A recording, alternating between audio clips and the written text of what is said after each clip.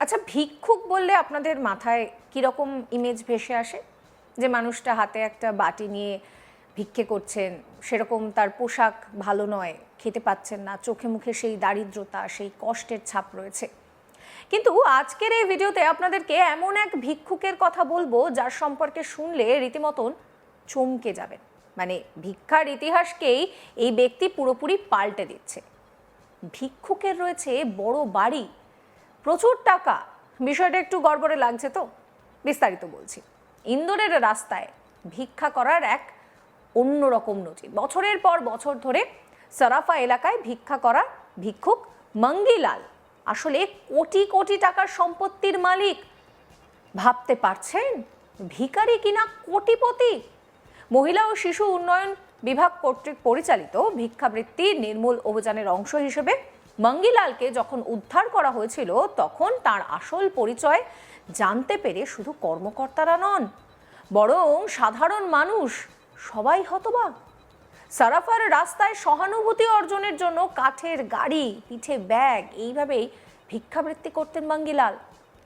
প্রতিদিন 500 থেকে 1000 টাকা এইভাবেই তিনি আয় করতেন। তিনি কোনো কথা না বলে মানুষের কাছে যেতেন এবং মানুষ কোথাও গিয়ে সিম্প্যাথি দেখিয়ে হোক, কোথাও গিয়ে যেভাবেই হোক তাকে স্বেচ্ছায় কিছু টাকা দিতেন। জিজ্ঞাসাবাদে মঙ্গিলাল স্বীকার করেছে যে তিনি ভিক্ষাবৃত্তি থেকে অর্জিত টাকা সারাফা এলাকার কিছু ব্যবসায়ীকে ঋণ দেওয়ার জন্য ব্যবহার করতেন। মানে ভাবতে পারছেন, ভিক্ষুক, তিনি তো কোটিপতি বটেই, আবার তিনি ঋণ দিচ্ছেন ব্যবসায়ীদেরকে ব্যবসা করার জন্য। তিনি দৈনিক এবং সাপ্তাহিক হারের ভিত্তিতে সুদের টাকা ধার দিতেন। সুদের আদায়ের জন্য প্রতিদিন সারাফা এলাকাতেও যেতেন। উদ্ধারকারী দলের নোডাল অফিসার দীনেশ মিশ্রের মতে, শহরের বিভিন্ন এলাকায় মঙ্গিলালের 3-3টে পাকা বাড়ি রয়েছে। ভগৎ সিং নগরে তার 16x45 ফুটের 3তলা বাড়ি রয়েছে। এবার বুঝতে পারছেন তো যে ভিডিও শুরুতে কেন বলেছিলাম যে ভিক্ষাবৃত্তির ইতিহাসটাই পুরো এই ব্যক্তি পাল্টে দিয়েছেন। এছাড়াও শিবনগরে তার আরও 600 বর্গফুটের একটি কংক্রিটের বাড়ি রয়েছে। আর আলওয়াসে 10x20 ফুটের একটি বিএইচকে বাড়ি রয়েছে। ভাবতে পারছেন, ভিক্ষুকের বিএইচকে বাড়ি। এই বাড়িটি সরকার রেড ক্রসের সহায়তায় অক্ষমতার ভিত্তিতে প্রদান করেছে। তাছাড়া মঙ্গিলালের 3টে অটোরিকশা রয়েছে, যেগুলো আবার তিনি ভাড়ায় খাটান। তার একটি গাড়ি রয়েছে, যেটা তিনি কখনো কখনো ড্রাইভার দিয়ে ভাড়া খাটাচ্ছেন। তিনি বাবা মায়ের সঙ্গে থাকেন, আবার তার 2 ভাইও রয়েছে। জেলা প্রোগ্রাম অফিসার রজনীশ সিনহা বলছেন যে 2024 সালের ফেব্রুয়ারি থেকে ইন্দোরে এই যে ভিক্ষা করার যে বিষয়টা, সেই বিষয়টাকে বন্ধ করার জন্য একটা অভিযান চলছে। প্রাথমিক জরিপে 6500 ভিক্ষুককে চিহ্নিত করা হয়েছে, যাদের মধ্যে 4500 জনকে কাউন্সেলিং করে ভিক্ষা থেকে মুক্ত করা হয়েছে। 1600 ভিক্ষুককে উদ্ধার করা হয়েছে, তাদেরকে উজ্জয়িনীর সেবাধাম আশ্রমে পাঠানো হয়েছে। এদের মধ্যে 172 জন যারা পড়াশোনার সঙ্গে জড়িত, তাদেরকে স্কুলে ভর্তি করা হয়েছে।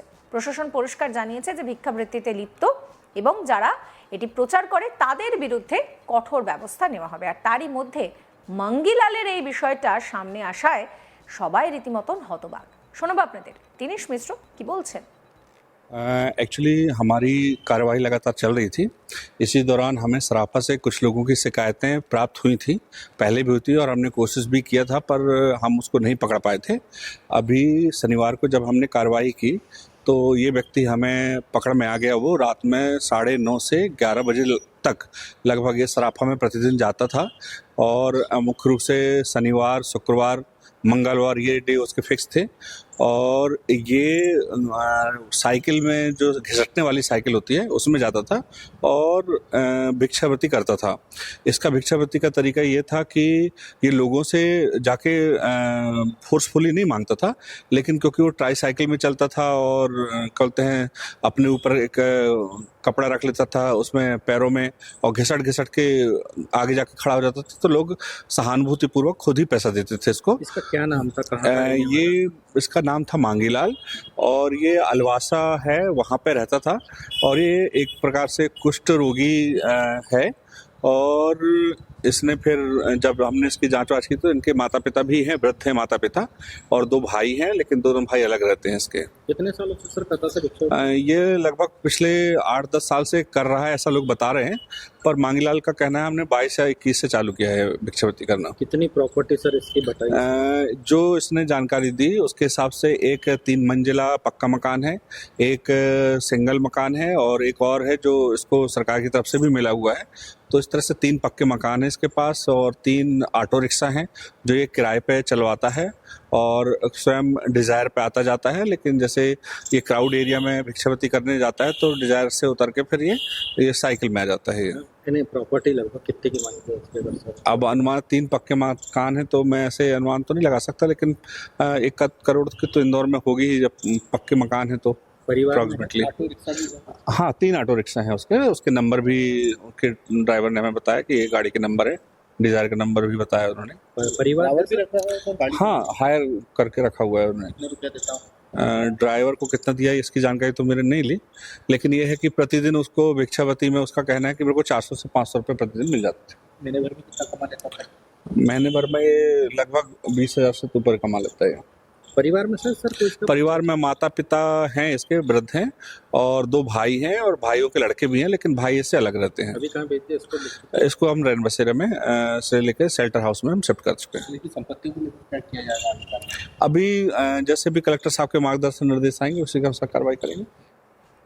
ভাবতে পারছেন ভিক্ষা করতে আসছেন ভিক্ষুক, তিনি কিনা রীতিমতন এইভাবে ডিজায়ারে করে ভিক্ষা করতে আসছেন, আর সিম্প্যাথিটা যাতে তিনি আদায় করতে পারেন সেই জন্য তিনি কি করছেন না, তিনি ডিজায়ারে করে এসে তারপরে তার একটি ট্রাইসাইকেলে উঠে পড়ছেন, পায়ে কাপড় জড়িয়ে রাখছেন, যাতে করে আমার আপনার পাশ দিয়ে গেলে খুব স্বাভাবিকভাবেই দয়া মায়া কিছু ভিক্ষা তাকে দেওয়া হচ্ছে। আর তার এই পরিমাণ সম্পত্তি দেখে সবাই একেবারে হাঁ হয়ে গিয়েছে। 3টে বড় বাড়ি বিএইচকে রয়েছে তার, শুধু তাই নয়, তার যে টাকা পয়সা রয়েছে সেই টাকা তিনি আবার সুদ দিচ্ছেন, সুদে খাটাচ্ছেন, ব্যবসায়ীদেরকে দিচ্ছেন, অথচ নিয়মিত ভিক্ষাবৃত্তিও করছেন। বাবা মা রয়েছে তার 2 ভাই রয়েছে, তবে তার 2 ভাই তার সঙ্গে থাকেন না। ইন্দোরের এই ঘটনায় রীতিমতন চাঞ্চল্য ছড়িয়েছে। দীনেশ মিশ্র কি বলছেন আরও একবার শোনাবো। एक्चुअली हमारी कार्रवाई लगातार चल रही थी। इसी दौरान हमें सराफा से कुछ लोगों की शिकायतें प्राप्त हुई थी, पहले भी हुई थी, और हमने कोशिश भी किया था पर हम उसको नहीं पकड़ पाए थे। अभी शनिवार को जब हमने कार्रवाई की तो ये व्यक्ति हमें पकड़ में आ गया। वो रात में 9:30 से 11 बजे तक लगभग ये सराफा में प्रतिदिन जाता था, और मुख्य रूप से शनिवार, शुक्रवार, मंगलवार ये डे उसके फिक्स थे। और ये साइकिल में जो घिसटने वाली साइकिल होती है उसमें जाता था और भिक्षावृत्ति करता था। সমস্ত খবরের আপডেটের জন্য আপনাদের নজর থাকুক আজ তাক বাংলায়। চ্যানেলটিকে সাবস্ক্রাইব করতে ভুলবেন না।